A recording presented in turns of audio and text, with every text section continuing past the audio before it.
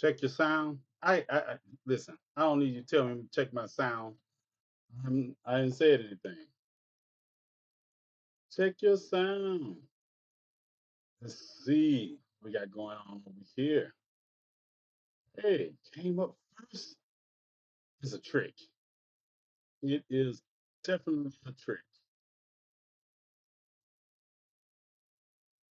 Yeah. Oh, it's definitely a trick. Greetings, salutations. What's up? What's up, everyone?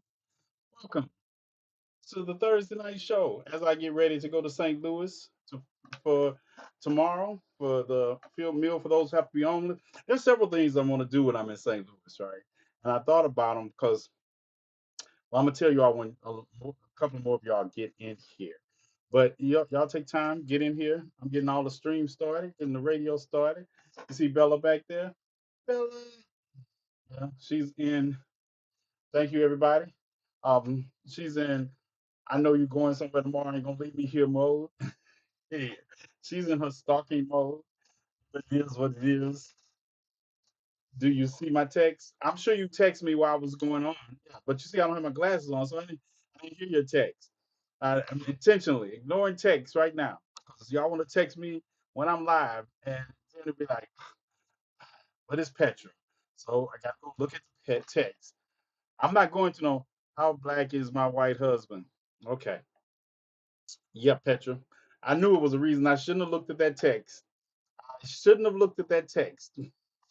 Yeah, you do that intentionally. You see, this people don't realize you be the reason I be on these soapboxes, and people be like, "What's that TNathan?" Petra did it. Petra did it. Let's go on and call it what it is. Petra did it. She she's the reason I be on these soapboxes when we start the show. So y'all blame Petra. I be trying to come in here calm, cool, and collective, and Petra will send me a text message 5 minutes before I go on, and how black is my white husband? Yeah, yeah. TikTok just sent me down a rabbit hole. What rabbit hole does that require going down? That just requires a couple of ad hominems at best. Yeah, but don't worry about it. We're talking about something like that tonight. And warning, I don't want some of y'all to get in trouble. Realize sometimes you need to listen and not talk. This is we're gonna be talking about some sensitive tough subjects tonight. So make sure that you are. Is that who I think it is? Is that Noel? Noel hasn't seen Noel in 1,000 years. 1,000 years, and that's on the good side. All right, Jay, how we sounding over on YouTube? How we sounding? How we sounding? Yeah, yeah. So for all y'all know, we're going to St. Louis tomorrow. You still got time to get your donations in for the meal for those who happen to be homeless. We're gonna go. And you all remember y'all watched the documentary with me, Target St. Louis, about the United States government dumping toxins and experimenting on black people in the projects in St. Louis. I'm gonna try to make it to that site so we can talk. So I'm glad I'm over my childbearing one age. Make it to that site. Hopefully, I don't have to wear a lead line suit or anything. But we're gonna try to make it over there also. So that is our land. Um, we're gonna talk about some things tonight while everybody gets in. And trust me, uh, it's going to be an interesting night. I'll just say that because it is. So before we get too far down the line, how you all doing? Welcome. Conversations with TNathan on the GCPR network, broadcasting live on my social media, TikTok, and my YouTube stream. Yeah, wherever you're watching me from or just hearing me from, I appreciate you dropping in. GCPR. Yeah, tonight, if tonight you will understand it, because I'm sure you all know who El Haj Malik Shabazz is. We're going to talk about some of his messages that I'm watching people misconstrue. I think that's the lightest term I can on. And y'all tell Reese when she get in here that I'm probably going to run over. and I'm not going to tell DJ until like the last minute. All right. Yeah, I don't know wherever we are. Y'all know my your daddy really wanted a son, right? Your daddy sure really wanted somebody besides his sister, right? Oh, you know, your daddy really wanted his sister. That's why you married her and had you. Yeah, okay. I don't. I know I can beat you up. I know that. I know I didn't stumble into somebody's live and say that because my sister is busy right now and I can't get no brains. I feel you though. I feel you though. You know, if my life was miserable, I would do what you all do and run around and look at an attractive black man and realize you can't get none of his penis out of his boxers and make comments like that. That's fine. That's fine. I do charity work and I feel sorry for you. Already, I hadn't even started the show and they brought her. He probably hear about my last Charlie Kirk bet video. Yeah, I can't help it if your parents or brother and sister. I can't help it. Can't wait for the topic to start. And I'm going to try to listen to all sides. Yeah, there's no all sides in this. There is no all sides. That's another thing. There's no all sides when it comes to me and El Haj Malik Shabazz, right? It just has to be with stupid people. So let's get into it. Let's get into it. I want to show you where I'm coming from first. I'm going to go into where I'm coming from first. So listen up. So I had the displeasure of somebody inviting me to a live. Really, Jay tricked me into a live by sending me a link that I thought was just a video. But it turned out to be a live. And I'll take this up with Jay later. And in that live, it was a panel discussion, and I just came in as somebody was trying to use the words of El Haj Malik Shabazz to say he was a liberal and not a conservative because he thought conservatives were better than liberals because liberals were foxes. I am sure that panel contestant nor the host in said live had ever read Message to the Grassroots by El Haj Malik Shabazz because they let it slide. A casual reading of this speech by El Haj Malik Shabazz would have told you what he think about white men in general. This is the way it is with white men in America. He is a wolf and you are sheep. So that's the basis of how he feels. This speech is from 1963.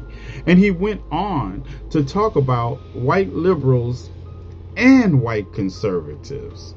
In this same speech, he went on to say that white liberals and white conservatives are acting against the best interests of black people, all because they just want power.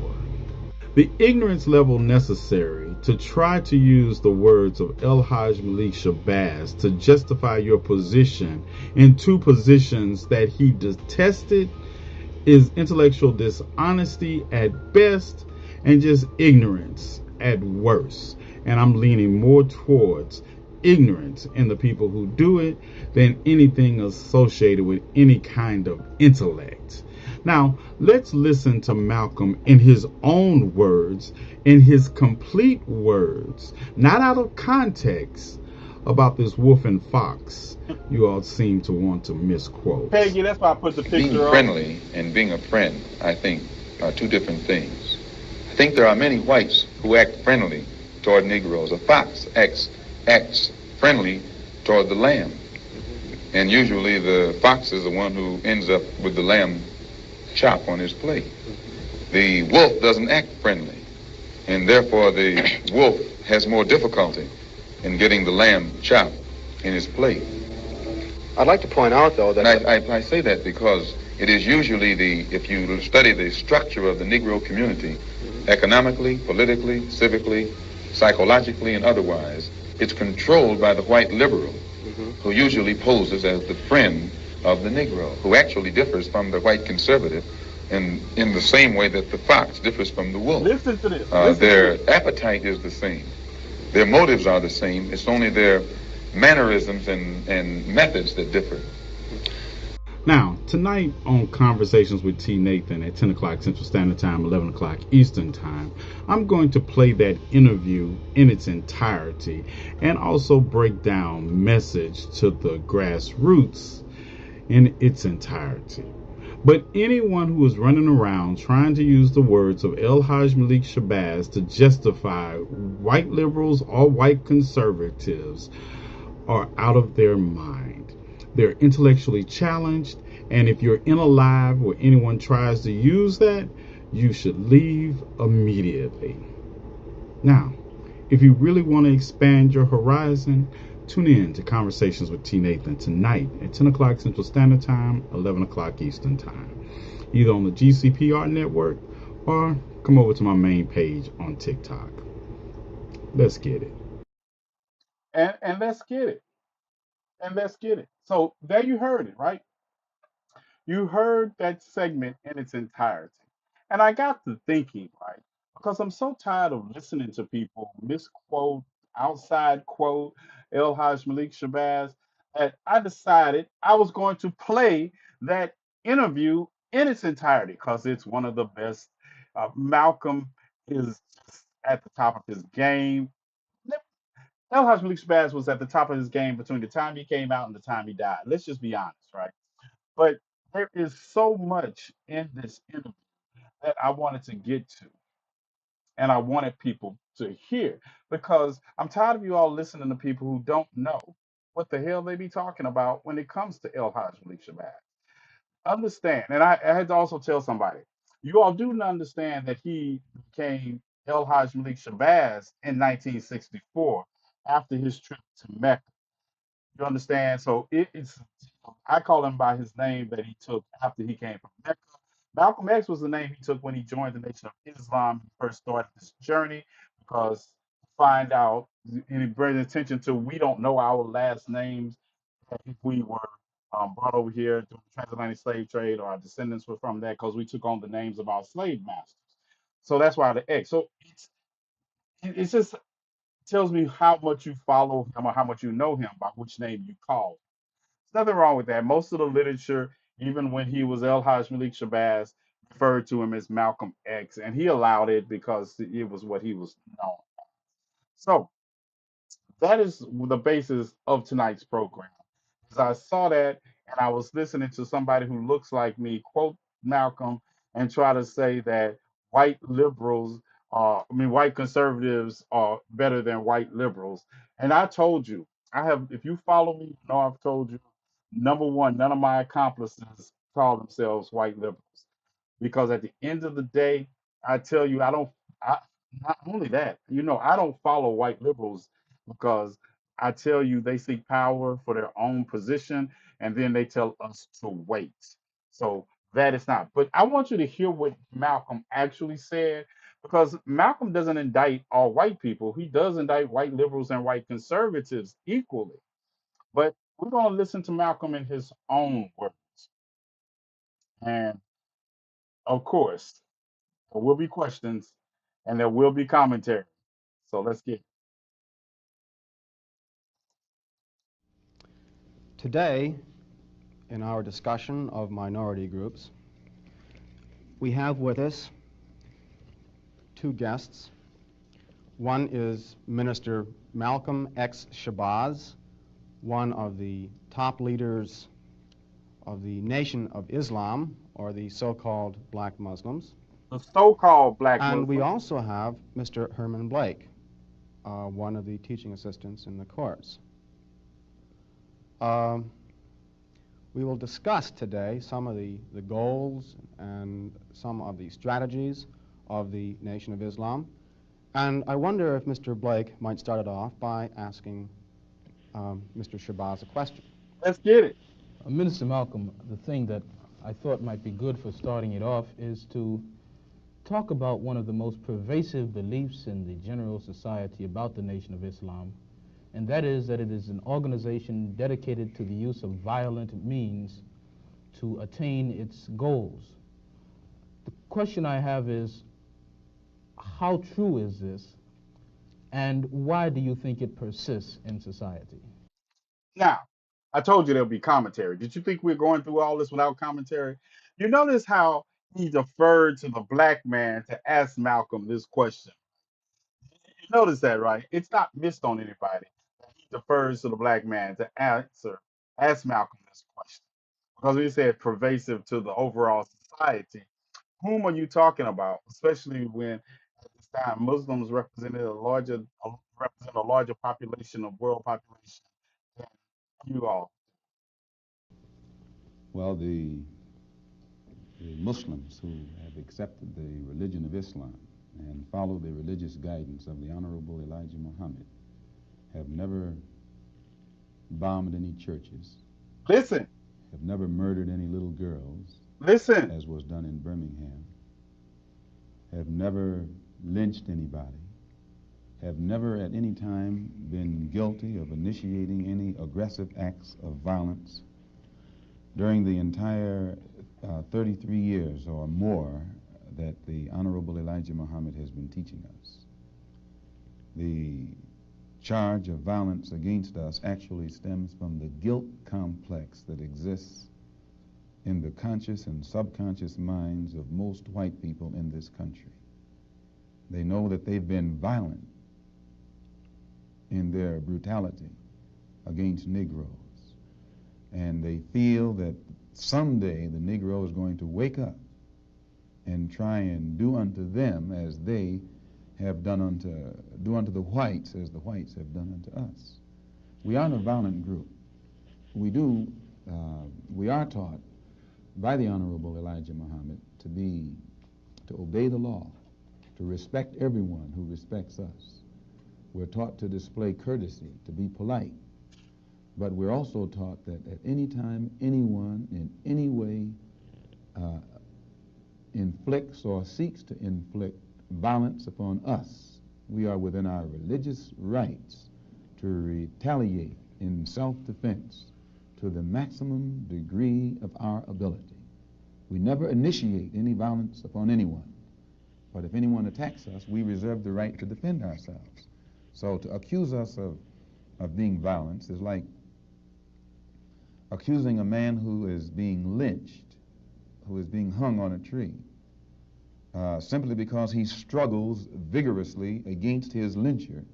The victim is accused of violence, but the lyncher is never accused of violence. And I only point this out because the various racist groups that are set up in this country by whites and who have actually practiced violence against blacks for 400 years are never associated or identified or made synonymous with the term violence. But whites speak of Muslims almost synonymously with violence. Whenever Muslims are mentioned by them, violence is brought up, but it's not connected with any other group. This is a sort of a propaganda tactic, or what I would call psychological warfare, to in some way make the image of the Muslims in this country be a violent image rather than a religious image.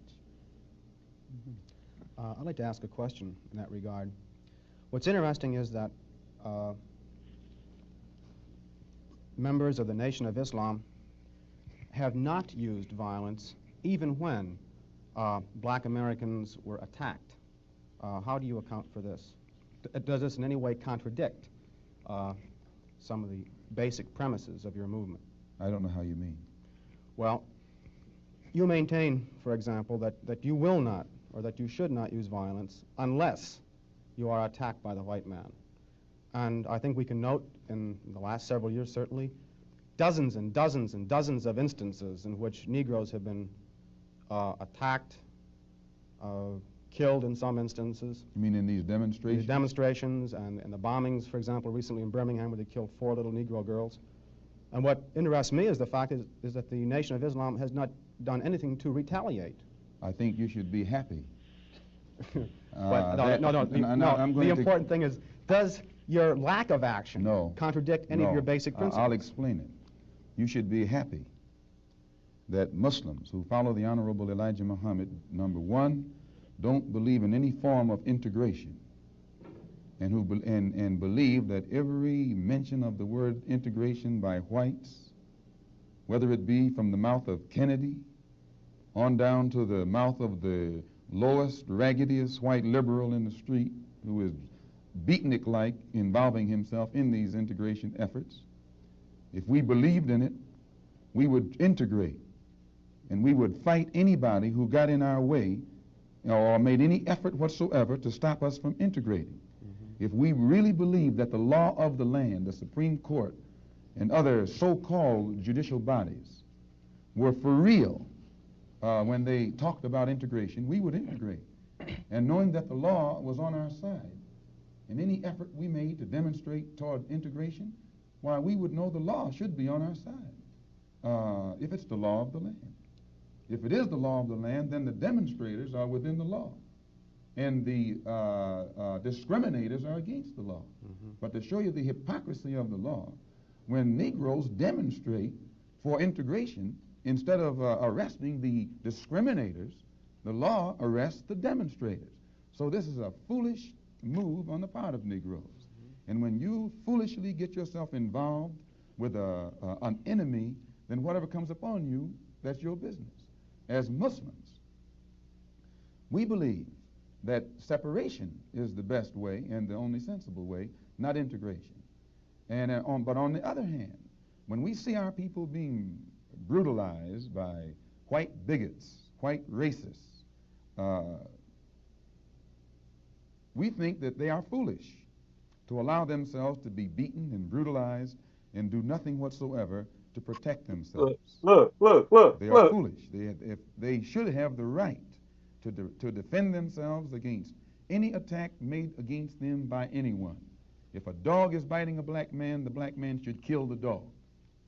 Whether the dog is a police dog, a hound dog, or any kind of dog. If a dog is sick on a black man, when that black man is doing nothing but trying to take advantage of what the government says is supposed to be his, then that black man should kill that dog or any two-legged dog who sicks the dog on it. Should other black men help that particular person who was attacked?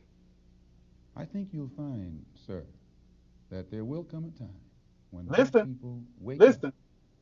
and become intellectually independent enough to think for themselves, as other humans are intellectually independent enough to think for themselves. Then the black man will think like a black man, and he will feel for other black people. And this new thinking and feeling will cause black people to stick together. And then at that point, you'll have a situation where when you attack one black man, you are attacking all black men. And this type of black thinking will cause all black people to stick together. And this type of thinking also will bring an end to the brutality inflicted upon black people by white people. And it is Now, listen. Understand something, right? This is Malcolm before Mecca. This is Malcolm before Mecca. And I want you all to understand, while Malcolm was more opening after Mecca, he never changed his position on liberation and what we as a people should do when it comes to dealing with bigots, racists, and white supremacists. He was still of the mindset, if you hit me, then it is folly for somebody to teach me that I should turn the other cheek. He said that after he came from Mecca, by the way. We're going to go through it. This is 63. Malcolm said that same quote after he came from Mecca. He said, I'm not turning the other cheek. I'm not turning the other cheek. Yeah, I am going to get with you. Because what? From the four-legged dogs to the two-legged dogs. the only thing that will bring an end to it. No federal court, state court, or city court will bring an end to it. It's something that the black man has to bring an end to himself. Minister Malcolm, let me on the basis of your two remarks, ask a double-pronged question.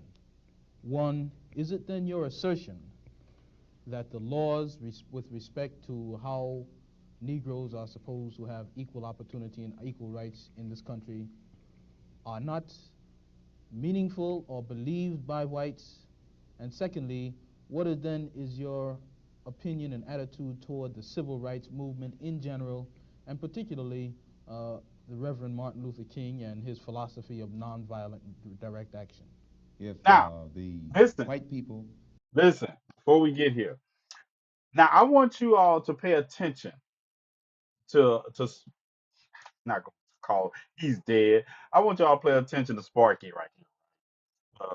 The one that's asking these in-depth questions of Malcolm, while the white man who is actually the host of this interview show, he gets to look like the white liberal hero in his questions. I want you to pay attention to him, and I want you to notice, if you notice anything familiar about how Malcolm just totally dismantles him, that by the time, and tell me what you notice different in him by the time you get to the end of this interview. really passed meaningful laws, it would not be necessary to pass any more laws. There are already enough laws on the law books to protect an American citizen.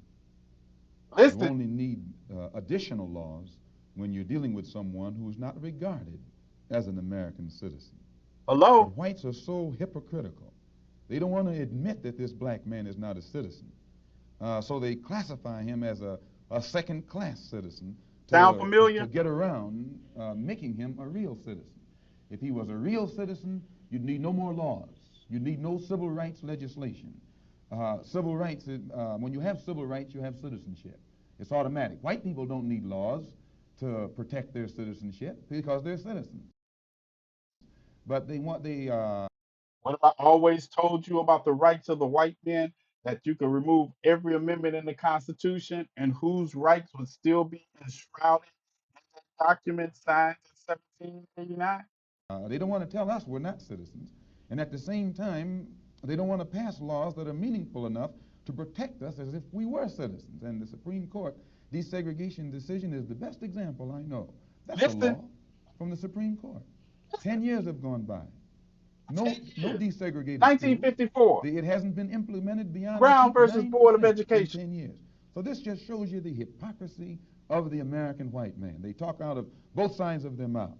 And for this reason, we who are Muslims, that is, who believe in the religion of Islam, who believe in God, we don't believe that black people will ever get any laws, get any problem with laws being passed or new persons being put in office, white liberals being put in office.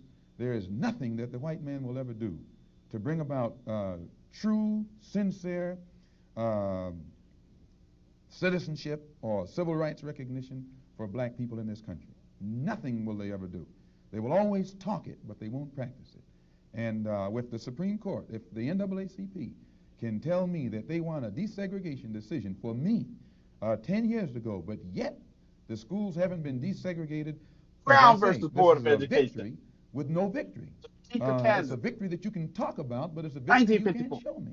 So Shut if up. you represent the NAACP and you are telling me about this great victory you won for me, when I look at you, I have to conclude that either you have been duped yourself or else you are trying to dupe me. And in most instances where the civil rights struggle is involved, there is no civil rights leader can point to me one concrete gain, practical gain that black people have made in the civil rights field in this country, not only during the past 10 years, but during the past 100 years. And that's why I say, and people get mad at me when I said the civil rights movement was a failure because there was no plan afterwards. We thought integration, oh, they'll love us if they just get to live next door to us, was going to solve all the racial problems in this country. Yeah, I said it. Yeah. Now, the other part was with respect to Mr. King and the nonviolent direct action. You know, we gotta, we Well, gotta, we I gotta will stop. let Jimmy Baldwin and John Killens and Lou Lomax, the writers, answer that. Speaking right after this church was bombed in Birmingham, Christian church was bombed in Birmingham by Christians too, mind you. And these four little girls were Y'all murdered. heard that, right? John Killens and James Baldwin and Lomax and the Negro writers and actors had a meeting at the town hall in New York. And Killen pointed out concerning these murders of these little girls, said the killings had raised doubts about the intelligence of the nonviolence in the civil rights struggle. He went on to declare that he could no longer be asked to love those who persecuted and killed Negroes. He also, and the writer, Mr. Handler, who's describing this, said that Killens, it was not clear concerning Killens' remarks to his audience that he was breaking with it was clear rather to his audience that he was breaking with the doctrine of the Reverend Martin Luther King's philosophy that as Christians, Negroes should love their fellow man in a truly religious sense. Now, James Baldwin, speaking on that same platform, said, and I was present during this entire affair, asserted that the American people shared a collective guilt for the persecution of Negroes, much as Germans did because of their silence during the Nazi persecution. He denounced President Kennedy for what he termed Kennedy's lack of passion in the civil rights struggle. Mr. Baldwin said that there could no longer be a Republican Party for the Negro people as long as it listed a Barry Goldwater, nor a Democratic Party for the Negro people with a Senator Eastland on its roster. Just for y'all who don't know, Barry Goldwater, racist. Senator John Eastman, racist, and they were in different parties. I keep telling you all that no party has a monopoly on racism when it comes to this country's history. See, this is what I be telling you all. Y'all be thinking, this is what is said. This is what has been proven. I don't need to reinvent the wheel. We just take it from the foundation that we have been given. That's why I be like looking at people and they be arguing about things and they say their history. That's why when I was looking at people talk about El Haj Malik Shabazz and I realized you haven't read anything from El Haj Malik Shabazz, you haven't watched anything or listened to anything with El Haj Malik Shabazz in it because you don't know. And also, yeah, yeah. Hey, Reese, I told him that before you got here. Y'all know, y'all see, we're not even halfway through. Listen, and also, y'all hit the donations up. We'll be leaving for St. Louis in the morning. Y'all hit the donations up and show me. He asserted that the federal government acted swiftly and energetically, that unless the federal government acted swiftly and energetically, future slaughter would make Birmingham look like a dress rehearsal. And now, what do I think about King's attitude? King's right-hand man, Wyatt Walker, Right, Walker. at King's convention, according to the New York Times Right, on Walker. September the 26th, said, quote, we have been duped, meaning these persons involved in the civil rights struggle, of which King is the symbolic leader. His right-hand man says, and I quote, we have been duped or have duped ourselves into believing that the chains have been broken, when in truth we have only been chained more securely. Half freedom has in many instances been worse than no freedom at all. Why, don't ask me what I think about their struggle. I can tell you what they think about their struggle. And they are pointing out that it is becoming more difficult every day for the civil rights leaders to keep the masses of black people nonviolent and long-suffering and patient and keep them from becoming disenchanted. Now, now, you heard that. That was in 63. What did King say to Harry Belafonte? What did King say to Harry Belafonte? Don't just get mad at Malcolm. What did King say to Harry Belafonte? He told Harry Belafonte after he said, before he died, he told him, I feel like I have integrated my people into a burning house. Burning house. Burning house reference number 78. And it's probably way more than that. That's what King said. So don't get mad talking about Malcolm was sowing division. Malcolm wasn't sowing division. If you listen to Malcolm, he was pointing out what people close to the movement were saying after Birmingham. It just took them a little while to catch up. But don't be mad at me because I say the civil rights movement was a failure. Dr. King said he felt like he had integrated his people into a burning house. And then when Harry Belafonte said, "Well, what do we do now?" This is when we had a chance. This is when we had our chance. If King would have said, "We get some marshmallows, we get some sticks, we don't even have to start a fire. We just watch the one they light burn, and we watch it burn with making s'mores." That's what King should have said. But no, what King said was, and what the whatever did, we should become firefighters. And we've been firefighters for this system ever since. I hope that answers Robbie your is just question. like a second Well, class now citizen. there's a new party which has started on the East Coast called the Freedom Now Party. Now, let me just go ahead and say, right, this is so familiar to me when I watch these people, because some people realize they can't come in and have a debate or an exchange of ideas with me.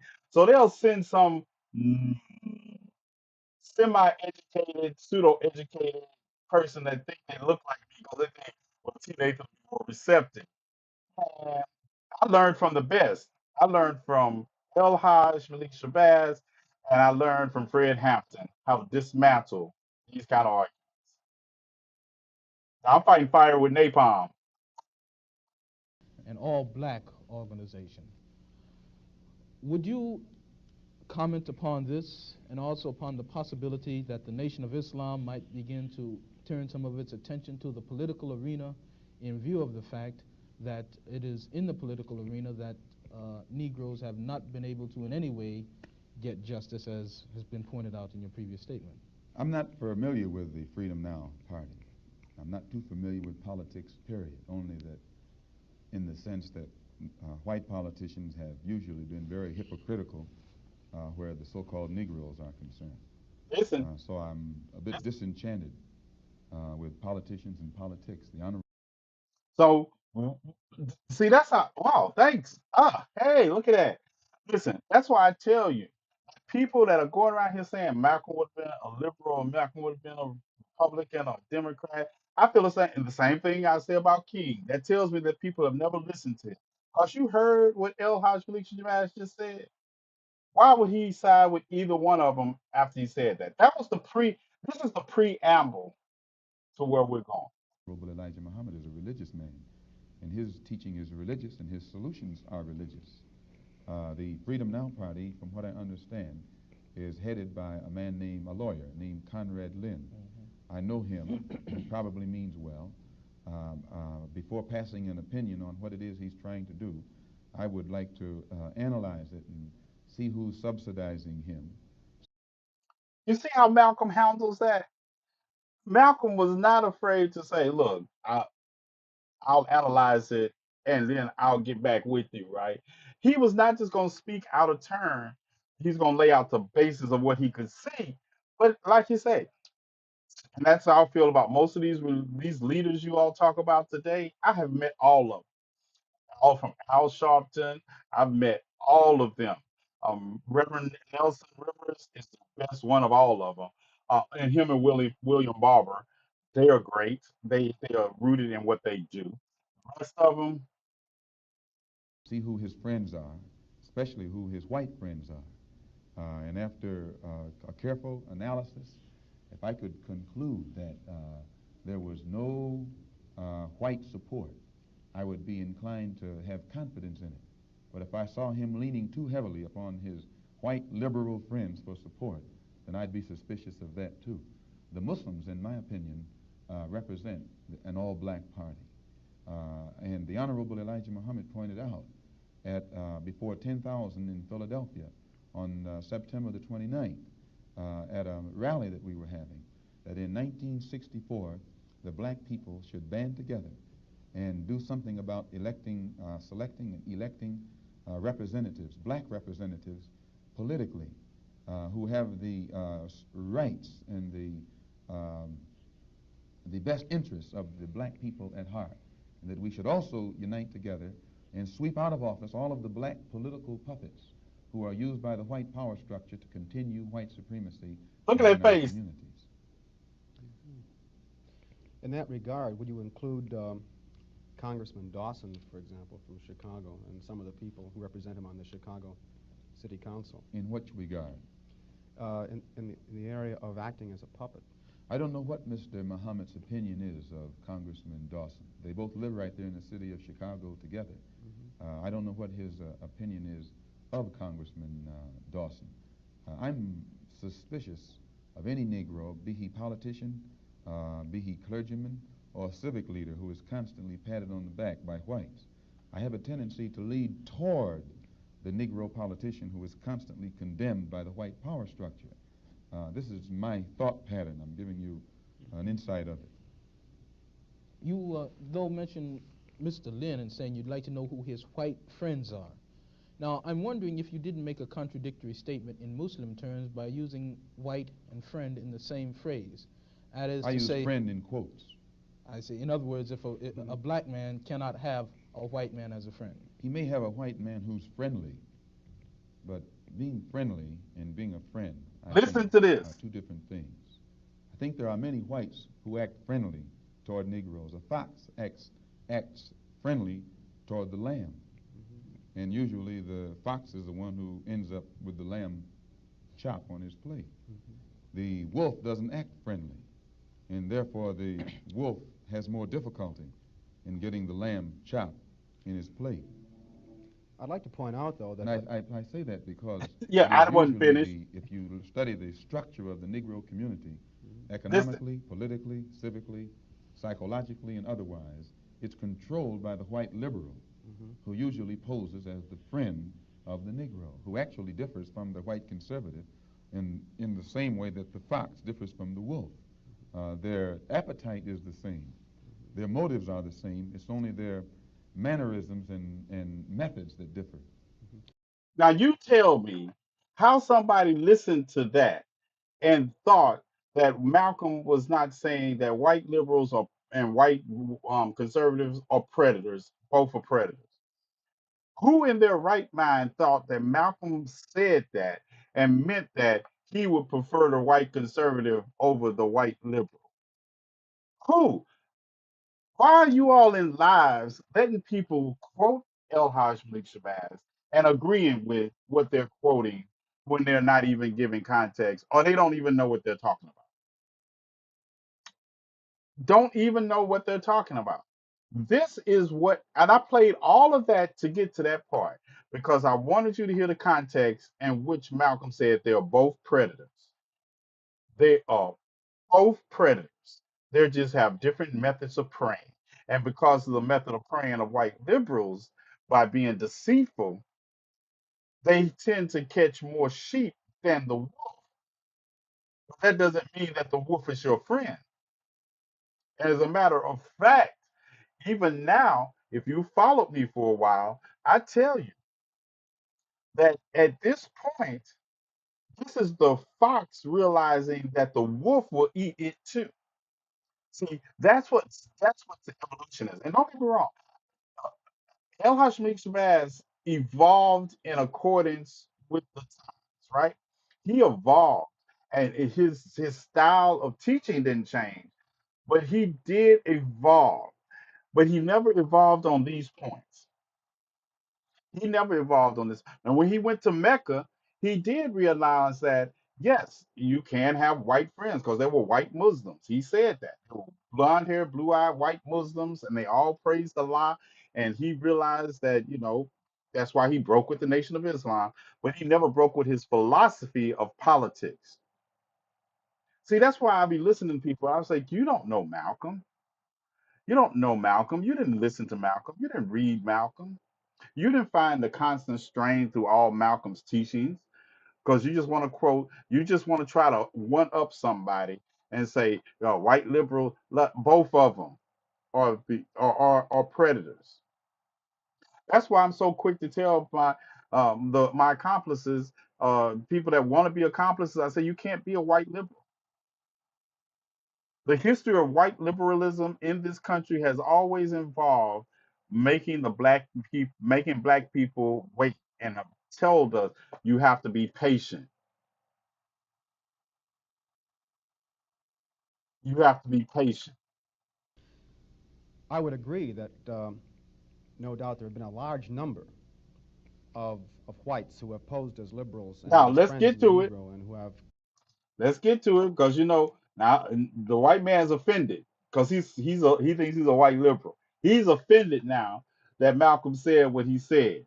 Now he's going to bring up something, and I'm telling you, he's offended, and his passive aggressiveness is about to get him ate up. time and again betrayed the Negro. On the other hand, I think one could point to a large number of whites who We have do. struggled for civil rights, Give me for an Listen. So now we gotta bring up because they always have to bring up what they think they have done for us, right?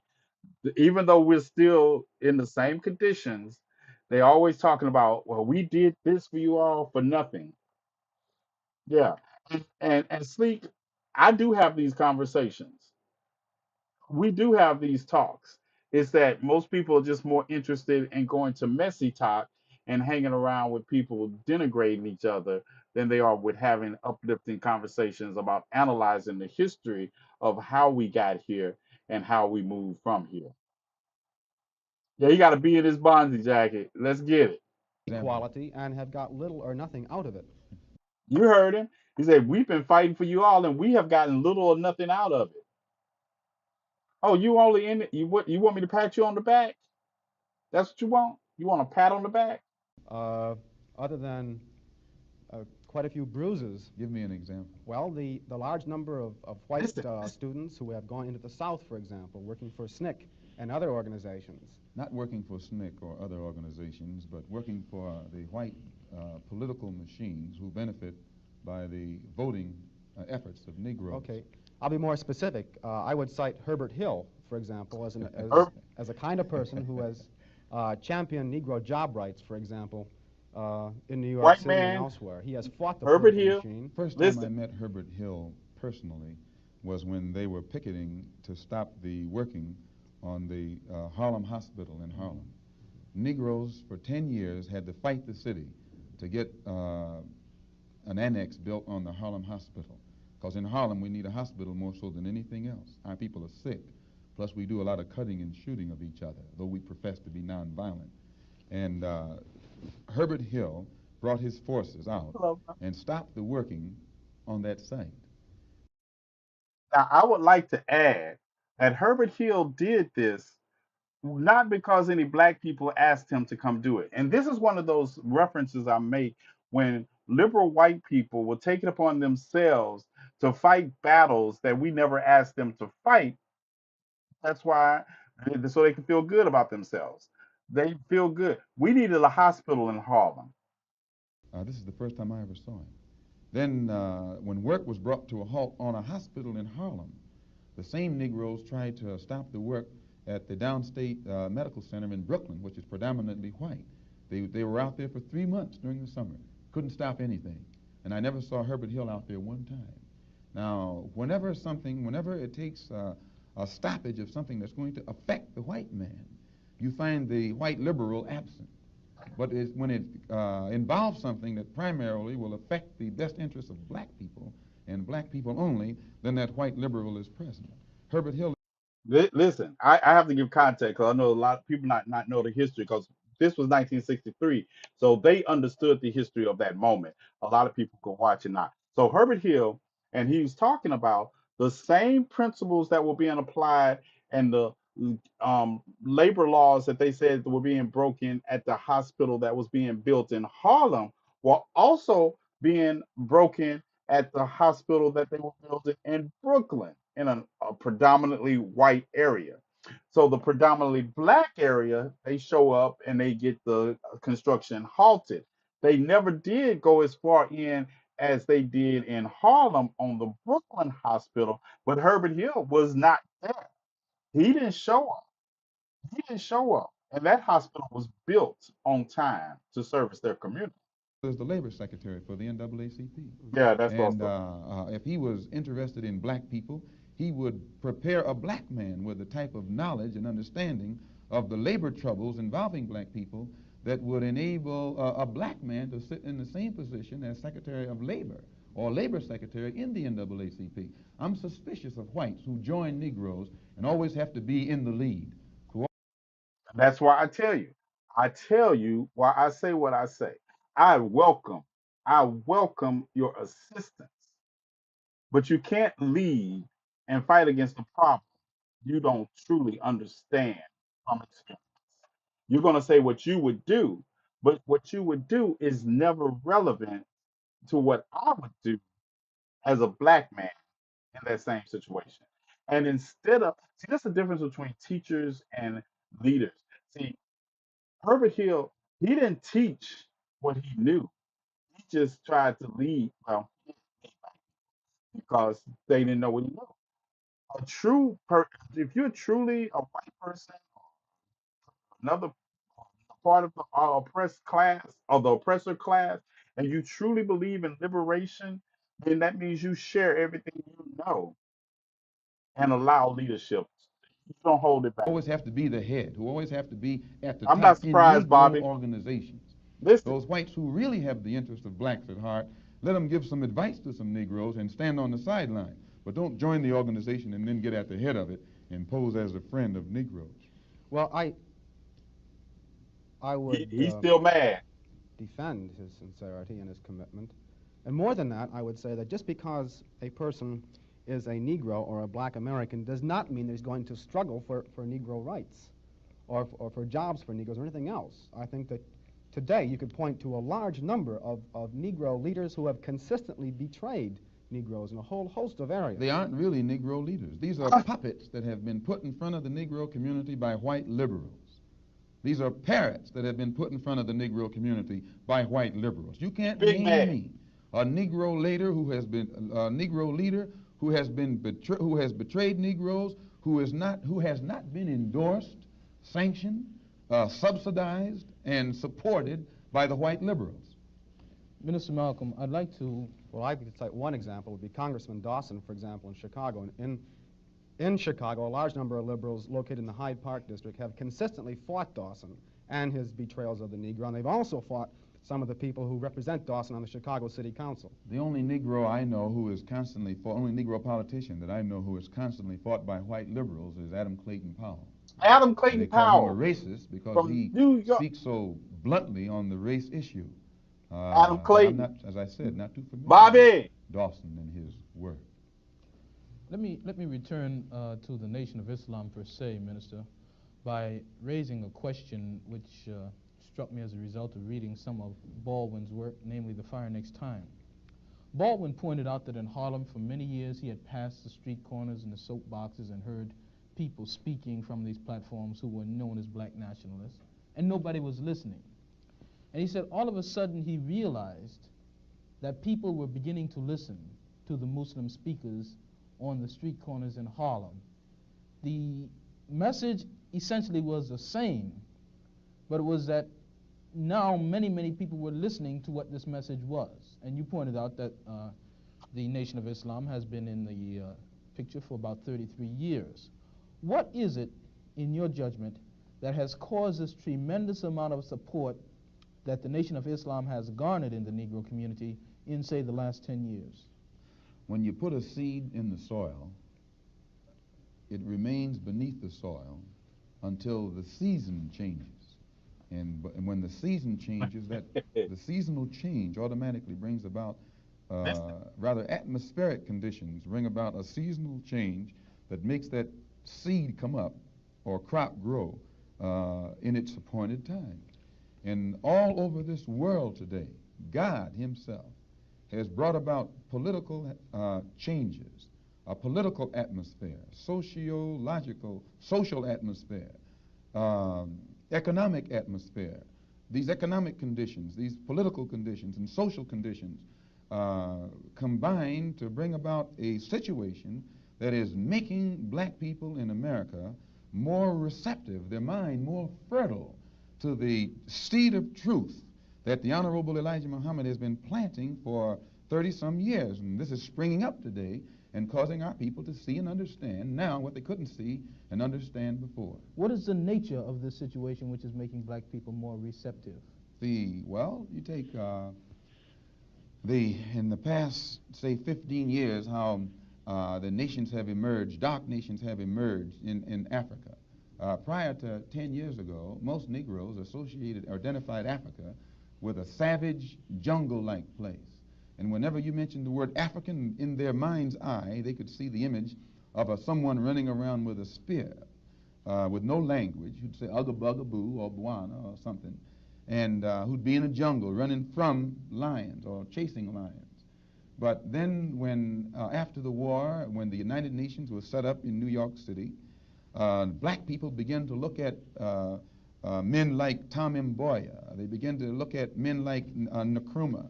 They began to see men like Lumumba. They began to see men like Nasser. They began to see these Belowa and Azikwe, who could exchange intellectually with whites on an international level in a political form and hold their own. This made the black people in this country realize that what the Honorable Elijah Muhammad had been teaching all the time actually had substance. And they began to turn it over in their mind and see that what he was saying had more weight to it than what these other Negroes were saying. And they began to identify themselves with the black world and the black struggle more closely than they identified themselves with this so-called white world. Let me ask you. And let me tell you, let me answer your question, Steve. You say you're surprised the establishment gave him so much airtime. Andrew is a white liberal. See, listen, listen. See, he's a white liberal, the host of the actual program, and you could tell he was not prepared for this because he was like, because white liberals get in that mindset that they're giving black intellectuals something, and then he's committed. And then, like I say, then he got his sidekick here to do the hatchet jobs, or he think are the hatchet jobs, because at the end of the day, he doesn't understand that he has Malcolm here because number one, he wanted to pit Malcolm against Martin. He wanted to pit Malcolm against Martin, and that didn't work. That didn't work because Malcolm said, "Yeah, I don't agree with this, this, and this," but he never attacked Martin personally. He talked about philosophy. He talked about all of that, but he said he never attacked Martin personally. Plus, this is 63. 64 is coming. Then his meeting with Coretta is coming. But and Eagle. And that's why I tell you, Malcolm is not debating. Do you all understand? I know a lot of people look at this and think Malcolm, and it's like let's try to tell you, I don't debate human rights. Malcolm is not debating. You do understand that this is not a debate. A question with respect to a statement which Essien Udom quotes as being on a bulletin board in the University of Islam in Chicago by the Honorable Elijah Muhammad. According to Essien, Mr. Muhammad states, "Up, you mighty race. You Okay, can mighty accomplish you what can. you willed. Build your future on these foundations: freedom, justice, and equality." What is the definition of freedom, justice, and equality for the black man, and where and when is it to be attained? Well, Listen take to this. equality first. The Honorable Elijah Muhammad doesn't teach us to associate equality with whites. Equality has nothing to do with whites. We don't want to be equal with the white man. He's not the criteria or yardstick by which equality And that's why I say I fight for equity and not equality. is measured. He's not in a position to tell us we are equal. It's not his right. It's not his to do. Equality, we want equality. We had equality before the white man was created. We had equality before the white man came into existence. And we want equality whether the white man is on this earth or not. Equality means the opportunity to develop all of our dormant potential, all of our dormant capability. And in developing this dormant capability, the right and the ability to stand on this earth on some land of our own and bring about a civilization and a society in which we will be completely independent, complete freedom to take care of the needs, to take care of the wants, and the likes and the dislikes of our people, to establish our own nation, our own society, our own heaven, our own future. This is what we mean by freedom, by equality. And justice means as you sow, so shall you reap. If you do wrong, you'll get wrong in return. And if you do right, you'll get right in return. When you're in your own nation, in your own land, you're in a position to get justice. But when you're in another man's country, in another man's land, under another man's flag, and under another man's government, and under another man's court system, you have to look to that other man for justice, and you'll never get it. And Negroes in this country probably are authorities on that. Yeah. To what extent does this formulation approach that expounded by Zionists? They, for example, many Zionists maintain they could never expect justice in the Tsarist courts and the courts found in other countries in Eastern Europe and so on. And they decided that it would be wise to establish a separate state in Israel. And all of the world powers got together, the white world powers, I should say, got together and helped all of these white Jews to establish a separate state in the heart of a dark-skinned people's territory. Hello? And if white people can get together and let other whites, help other whites to establish an independent nation right in the midst of dark-skinned people, and then we don't see where white people should be so much against the Honorable Elijah Muhammad's solution, not of setting up an independent dark nation in a white people's property, but he's asking the opportunity to set up an independent nation on our own continent. Let us leave America and go back home among our own people on our own land and set up our own independent society. But all he says is that this government, which made us slaves, should supply the transportation for us to get back home and give us all of the machinery and the tools necessary for us to till the soil and establish our own agricultural system to feed and clothe our people, our own economy, and in some way become an independent people among our own people on our own continent. This is intelligent. And Zionists should never criticize us. You say then that the United States is not the black man's country. Definitely American not. laws No, are no. not black man's laws. No. American laws are not the black man's laws. Well, the laws here in America were made by white people for the benefit of white people. The Constitution was written by whites for the benefit of whites. It was never written for the benefit of blacks. And when you read the Constitution, I think in Article 1, Section 2, or Section 1, Article 1, some one of the two, and it's in the Constitution, it says that it classifies black people as 3/5 of a man. 3/5 of a man, subhuman, less than a human being. It relegates us to the level of cattle, hogs, chickens, cows, a commodity that could be bought and sold at the will of the master. No, it was written by whites for the benefit of whites and to the detriment of blacks. Hello? When a black man stands up talking about his constitutional rights, he's out of his mind. Now, Minister Malcolm, in our textbook, which the students have read, supposedly, there is a statement, which is a quotation from Essien and essentially that from Lincoln, to the effect that the Nation of Islam does not have a great deal of support in the Negro community in this country by and large. And a recent national poll of American Negroes found that leaders and rank and file, according to their statistics, supported the Reverend Martin Luther King somewhere over 90%, whereas the support and favorable rating that they gave Minister Muhammad was less than 20%, and somewhere around 45% of them gave an unfavorable rating to Mr. Muhammad. What would your response be in terms of Baldwin's statement that this is a growing thing and the kinds of evidence that we have that there is much to it? Well, that statement I just made concerning the Constitution is Article 1, Section 2 in the Constitution, where it classifies us as chattel. Baldwin did point out that Mr. Muhammad has the only grassroots support and is the only one whose whole following operates or functions on a mass vehicle. And I think Baldwin told Dr. Kenneth Clark that Martin Luther King is at the end of his rope. Now, concerning the poll taken by Newsweek magazine, I think you said that this was the leaders who said that, who went with King and against Mr. Muhammad around 90%. I just told you a little while ago, these leaders that they called leaders. This included Lena Horne. This included Dick Gregory. And this included comedians, comics, trumpet players, baseball players. Show me in the white community where a comedian is a white leader. Show me in the white community where a singer is a white leader, or a dancer or a trumpet player is a white leader. These aren't leaders.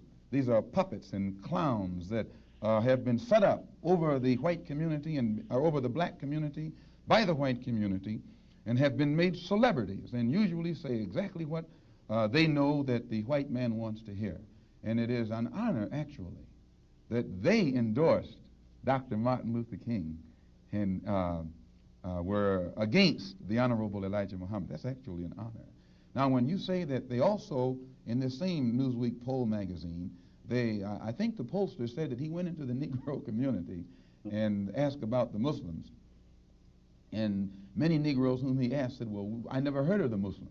Who are they? You know, this is the rank and file we're talking about. Oh, yeah. Now, when they got down to the rank and file, this was the answers that they got. This is the equivalent to the situation in Kenya during the Mau Mau uprising, when many frightened whites in Kenya, Africa, would go among the Africans and ask them, what about the Mau Mau?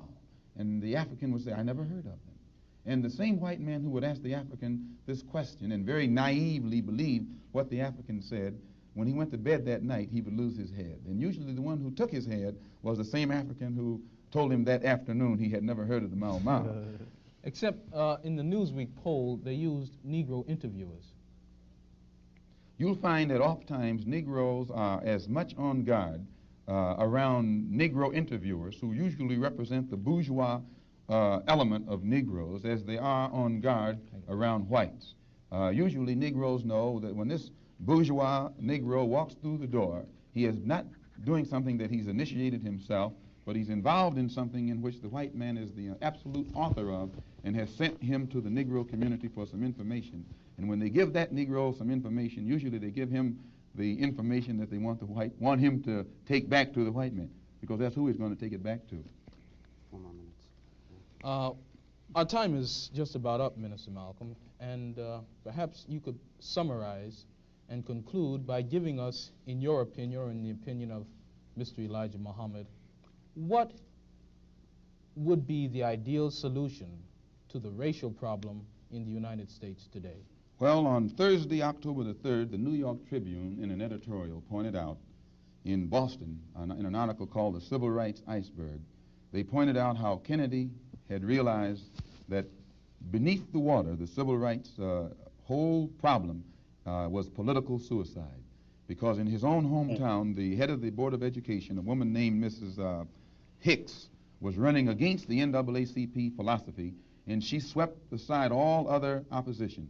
The whole white community supported her in opposition to the NAACP's desire for integrated schools, integrated housing, and otherwise. So I say that to say this, that even the Jewish community, which is supposed to be pro-liberal, went against the NAACP. Whites are against integration in practice, but they're for it in principle. So the only solution is separation. And the Honorable Elijah Muhammad says that this can be brought about simply by letting our people be exposed to the truth about ourselves, about the white man, about our history and our condition in this country. And once we are exposed to the complete truth about things as they actually exist in this country, the masses of black people will choose complete separation from this entire system, political system, economic system, social system, and whatever other aspect or description or adjective you want to attach to it. Let us go back home to our own people, live among our own kind, and solve our own problems ourselves. And if the white man doesn't want us to go back to our own people and live in our own country, then since we can't get along together in peace on this country with white people, let us separate part of this continent, migrate to that separate territory, let the government give us everything we need to establish our own independent economic system and society, and thereby we'll be able to solve our own problems ourselves and prove that we are human beings and a part of the human family and can do for ourselves what other humans have done for themselves. And then we'll be able to stop blaming the white man for what he has done and stop begging the white man to solve our problems. We'll be able to solve our problems ourselves. Thank you very much. That's it.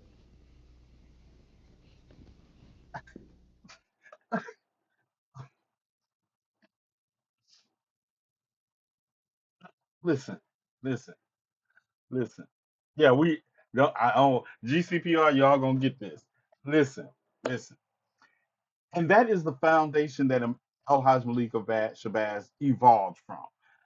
He still kept the fire. He still kept the position on politics, even though he became more involved in politics. He used to go to the Capitol and sit in the rotunda and watch the going on of Congress when he came back from Mecca. And if you have to understand the transition. Malcolm evolved on some areas. He admitted that he was some of the areas he believed something in. He changed as evidence came to support them, like going to Mecca. Um, but he always stood on business when it came to politics. He always stood on business even when he embraced the Weather Underground after they did what they did, right? He embraced it and he specifically said, there are some white people that want to help with this problem, but none of them call themselves white liberals or white conservatives. None of them call themselves white liberals or white conservatives. And they're not waiting around for pats on the back. They are not waiting around for that. That's what he said. That's Malcolm when he came from Mecca. So that is that. And I want to get into this.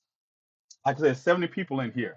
I know I can get somebody to hit that cash app up over there and help with our feeding those who happen to be homeless, especially our trip to St. Louis tomorrow. Is it tomorrow? Yeah, tomorrow. Uh, sure, some of you all want to, y'all know what we do. Y'all has been out with me before.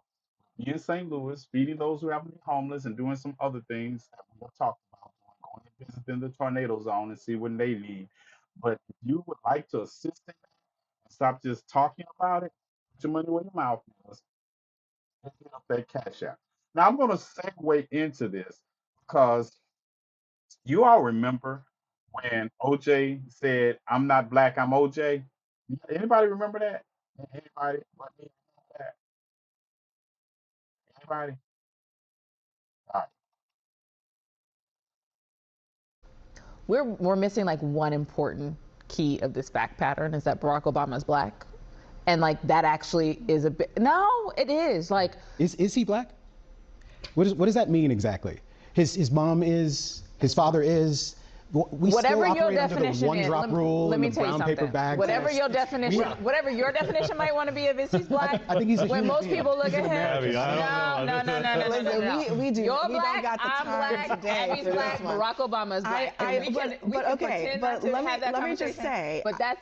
let me just say, One like drop I rule. just think Yeah. that this is interesting because Ashley, I'm hearing you say that part of the problem was that Barack Obama constantly reminded white America that he considered himself to be black. No. And that was part of what they found offensive about. No, it's a more nuanced we point. are the majority. My father was blind, but the majority of Americans are not blind. He didn't have to open his mouth for people to be reminded that he was the first one that was different than any other president that has ever been in this country. Every president has been different because they're all individuals. There was a moment on the campaign trail. Yes, There was a moment on the campaign trail where someone stood up and talked to then candidate Obama and said, "Hey, look, all my friends keep telling me you're black.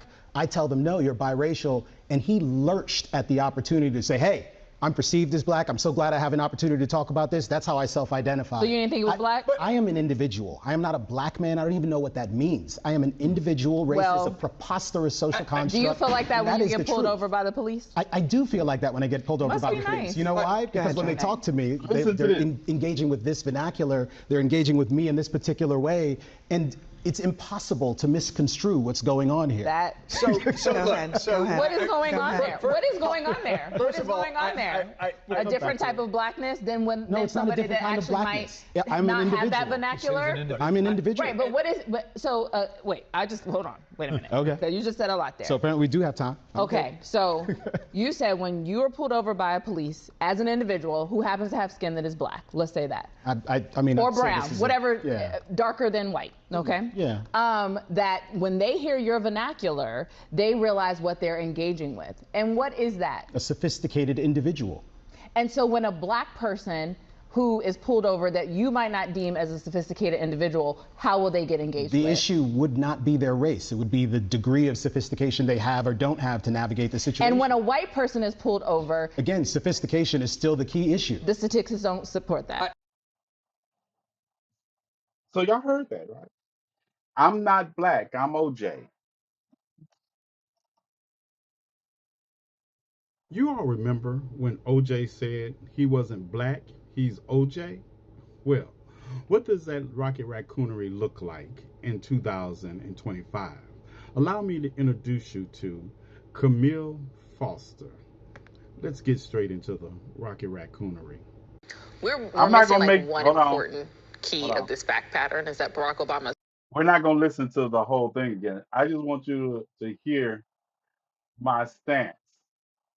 Wait, I just want you to hear something It would be the degree of for you all to know for future reference. Just like when OJ got. Hold on. Like I said, these rocket raccoons want. And there you have it. I'm not black. I'm OJ 2025. And I'm gatekeeping. Yeah. These rocket raccoons want to deny their blackness, escape their blackness, degrade their blackness. From now on, they're on their own. Just like when OJ got in trouble and all of a sudden he ran back to the black community because he wanted to be black, because he needed our assistance. Yeah, not this time. Not this time. While I may protest for him being harmed because he was black, when he finds himself a file of the system, I won't be making any videos advocating, and I won't be showing up at any protests. Yeah, I said what I said. I am gatekeeping. And I mean that. I mean that with the utmost seriousness. I am gatekeeping. Yeah, if you don't want to be, if you denounce your practice, I got two donations. Thank you for the donation. Um, thank you, Jackie. Thank you, Chandelier. I hope I didn't mispronounce that. Appreciate it. And we got a couple more minutes. Anybody else wants to help me reach this goal? We haven't reached the goal yet. $500. We're about no, we just got 20, so we're about $220 off. But if you'd like to help me with the goal, for I'm going to feed those who haven't been homeless tomorrow and Saturday, regardless if I reach the goal or not. If y'all like to help, $200 short, and you can help the cash out. Look, see, wearing Kool-Aid lipstick. Steve, not relevant. This is why. This is why when I when black women say black men ain't worth shit, those are the black men they're talking about, and that's why I don't get bent out of shape. I don't get bent out of shape. Yes, but I'm gatekeeping. I am. I am gatekeeping. I am taking it upon myself. If you leave, if you vocalize that you're not black, and then proceed to say things to tear down the black community in that vocalization, don't come to me. Don't come to me. Now, by the same token, and it's not hypocrisy for me to say this, I won't let the Klan kill you because you're black, because they're only killing you because you're black. Mm. That's why. So, no, I will not stand by and let the oppressor kill you because you're black. But I'm not coming to your trial when you do something and you find out you're black and you want to run back to the black community and want us to save you. No, I'm not coming to save you that way. I'm not.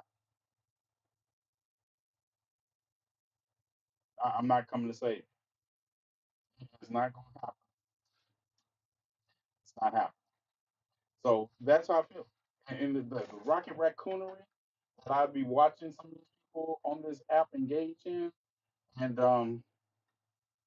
I actually want to talk about the four kinds of rocket raccoon, but we'll do that on another day because that's going to be a conversation where I need you all to listen and not talk because somebody's going to get their feelings hurt. Because even if, you all know, the accomplices won't make the mistake of allies. Allies make mistakes because they don't understand. Accomplices be like, just tell us who we need to jump.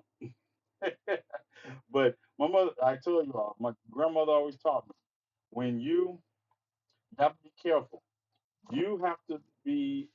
We have to take our own trash out. We are responsible for taking our own trash out. I don't need any. I don't need an accomplice to take our trash out. We do, because if we let somebody else take our trash out, we're gonna look up one day and they're gonna be taking the couch out. And we're gonna be like, "How'd you get the keys to the house?" You let them in. I was working, so I was watching from outside the room. This was pretty loud. Thank you, Bet Andy. Thank you. He really thinks the way he talks will save him. Many of us know how to code and switch. Right. Do you want one of us smarts to turn off the comments during that live? Yeah, when we have that live, we might need to switch off the comments. I'll let you know. I know I'm trying to cram a lot in tonight because we will be in St. Louis tomorrow, and tomorrow night we'll be talking about what's going on in St. Louis, and I'm not taking my computer, so we'll be figuring this out from the phone again. I haven't gone live on the phone in so long. Well, I do go live when I'm at protests. I try, but I mean, it's usually signal trouble, right? So that doesn't really work. So yes, like I said, if anybody wants to help us reach this goal, if you really like what we do, tomorrow's meal, we'll be in St. Louis tomorrow. We'll be out scoping the territory. We'll be out on Saturday. We'll be out some more, going to the homeless community. I say leave the comments on and let people show themselves. It's not so much that they show themselves. It's like we might have to have a.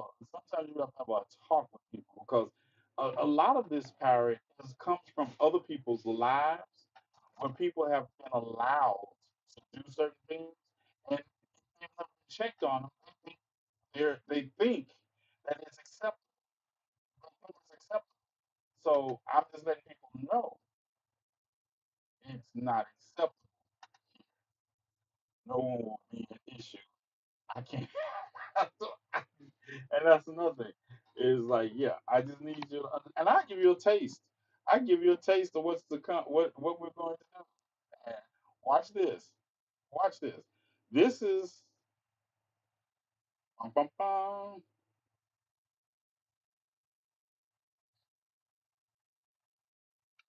For 400 years, white racists have weaponized our own people against us. And today, I'm breaking down the 4 types of black betrayal that keep us shackled. Level 1, the house slave. Meet Stephen, the house slave who loves his. So I'm probably gonna do this Monday when I get back, and we're gonna go over. I wanted to go over it tonight, but I'm running long, and I know, y'all are old. I know y'all are old. So good to see you. I haven't seen you in so long. Oh, thank you for dropping by. Thank you for dropping by. Like I said, I'm gonna do 10 more minutes. 10 more minutes of donations. That's what we want. We want to see. I want to see how close I can get to $200. I'm up past my bedtime. Yeah, I'm not gonna play music because if I start playing music, I won't pack. I'll be here and it'll be an hour later, and I still wouldn't have to pack if I had to pack. So yeah, donations for the trip. Really appreciate it. Any amount helps, but we're a couple of dollars apart. Like I say, whatever it takes, I'm gonna feed those. I'm just wondering if anybody would like to help with the rest of this. I'm not old. I'm Jerry. I'm not old. I'm OJ. Yeah. If anybody wants to make a donation to the trip, like I said, we'll be live. If you have to make it on Friday, you get a chance. But yeah, if you don't want to, you should write a book about it. Oh, yeah.